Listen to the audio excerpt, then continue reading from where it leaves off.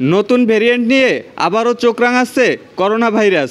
বাড়ছে শনাক্ত ও মৃত্যুর সংখ্যা। 5 বছর আগে ভয়াবহ রূপ নেয়া করোনা ভাইরাস মাঝখানে কিছুটা কমলেও ফের বেড়ে উঠতে শুরু করছে। পটুয়াখালীতে বর্তমানে করোনা আক্রান্ত কোনো রোগী হাসপাতালে ভর্তি নেই বলে জানিয়েছে পটুয়াখালী মেডিকেল কলেজ হাসপাতাল থেকে। তবে আগাম প্রস্তুতির অংশ হিসেবে সিভিল সার্জন অফিস থেকে করোনা পরীক্ষার কিট ও প্রাথমিক চিকিৎসা সরঞ্জাম পাঠানো হয়েছে। জেলা সিভিল সার্জন কার্যালয় সূত্রে জানা গেছে, চলমান মৌসুমে দেশের কিছু অঞ্চলে করোনার সংক্রমণ হালকা মাত্রায় বেড়েছে।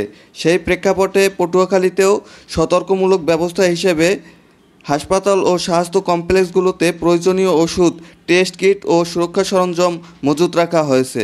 সাধারণ জনগণকে স্বাস্থ্যবিধি মেনে চলার পাশাপাশি হালকা উপসর্গ দেখা দিলে নিকটস্থ স্বাস্থ্যকেন্দ্রে যোগাযোগের অনুরোধ জানানো হয়েছে। নতুন এ সংক্রমণ এড়াতে স্বাস্থ্যবিধি মানাসহ ঝুঁকিতে থাকা রোগীদের টিকা দেওয়ার পরামর্শ দেন চিকিৎসকরা।